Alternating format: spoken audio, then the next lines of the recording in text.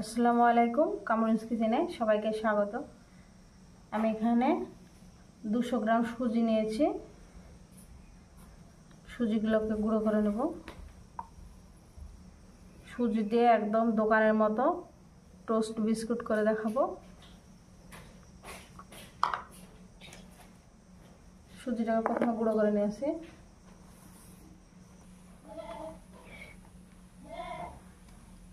খুব সুন্দরভাবে গুঁড়ো করে নিয়েছি। এবার আমি একটা বলে ঢেলে নেব।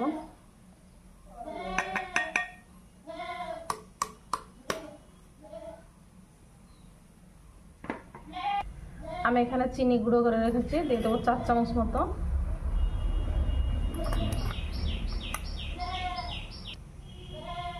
তো আমি চিনি দিলাম, আপনারা আপনাদের পছন্দ মতো মিষ্টি করে নেবেন। দিয়ে দিলাম একটু লবণ, হাফ কাপের থেকে বেশি দিয়ে দিলাম টক দই। আমি যতটা দই নিয়েছি ততটাই দুধ নিয়েছি, দেখুন দুধ দিয়ে দিলাম। এবার ভালো করে মিশিয়ে নেব।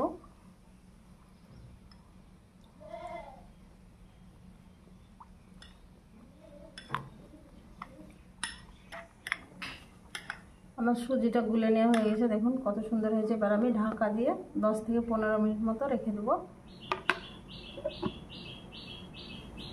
আমি 10 মিনিট পর ফিরে এলাম। দেখুন এরকম হয়েছে,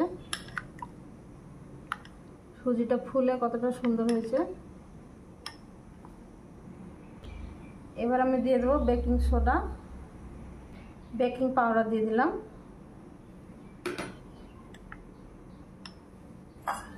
আমি বেকিং পাউডার বেকিং সোডাতে একটু দুধ দিয়ে দেব, সামান্য একটু, তাহলে গুলতে সুবিধা হবে, দলা পেকে যাবে না।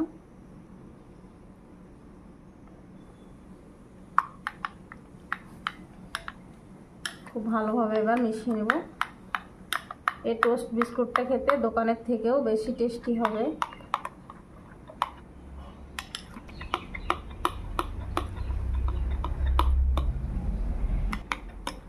খুব ভালোভাবে একটু ফেটিয়ে নিলাম, দেখুন এরকম হয়েছে। এবার আমি এই বাটিটাতেই তৈরি করব। বাটিটাতে তেল দিয়েছি, এবার একটু মাখিয়ে নেব। চারি সাইডে ভালো করে তেল মাখিয়ে নিতে হবে, যাতে তৈরি হয়ে গেলে ওঠার সময় সুবিধা হয়। আমি তেলটা মাখিয়ে নিয়েছি। এবার আমি ব্যাটারটা ঢেলে দিলাম।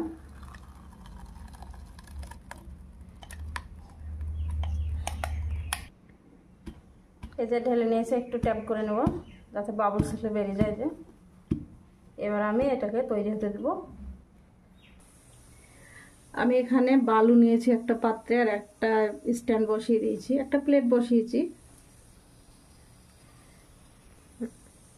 এবার আমি পাত্রটা বসিয়ে দেবো ভালো করে। আমি এটা প্রিহিট করিনি, এমনি 5 মিনিট মতো জাল করে নেব, তারপরে একদম লো ফ্লেমে দিয়ে দেবো। ঢাকা দিয়ে দিলাম, তারপরে 20 থেকে 25 মিনিট মতো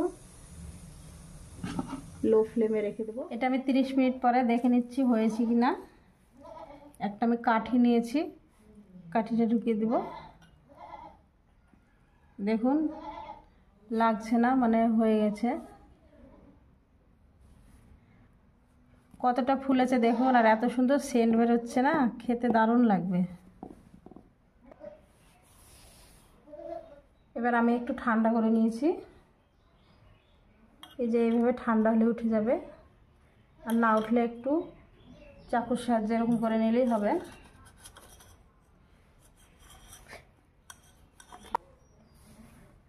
এবার আমি এটা ঢেলে নেব।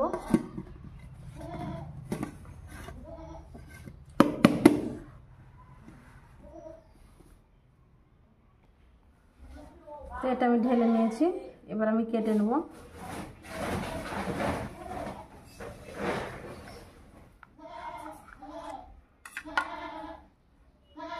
দেখুন কত সুন্দর হয়েছে। এবার আমি পিস করে নেব।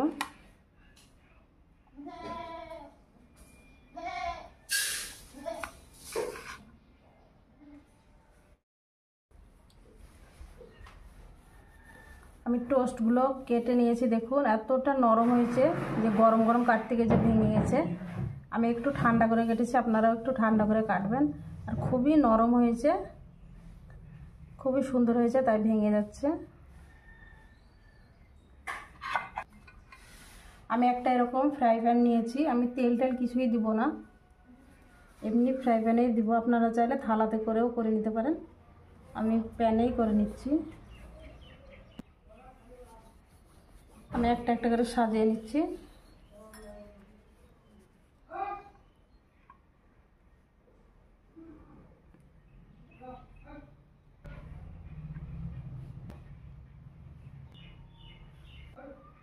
সাজিয়ে ফ্রাই করে নেব, 2 পিঠ 5 মিনিট করে ভেজে নেব, তাহলেই হয়ে যাবে। আমি ঢাকা দিয়ে 5 মিনিট মতো রেখেছিলাম, এবার আমি একটু উল্টিয়ে দেবো। দেখুন এই পিঠটা আমার এরকম হয়েছে, এবার এই পিঠটাও এইভাবে করে নেব।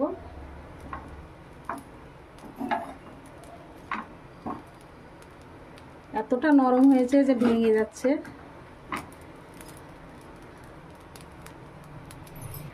সবগুলো উল্টে নিয়েছি, আবারও ঢাকা দিয়ে 5 মিনিট জাল করে নেব। বিস্কুটগুলো আমি 2 পিঠ ভালো করে সেঁকে নিয়েছি, এবার আমি ঢেলে নেব।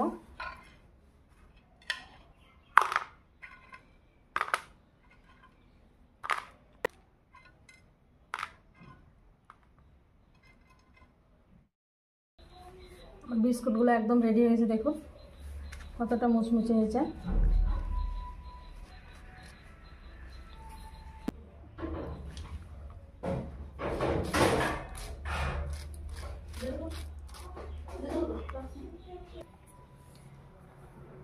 একটা বিস্কুট ভেঙে দেখাচ্ছি।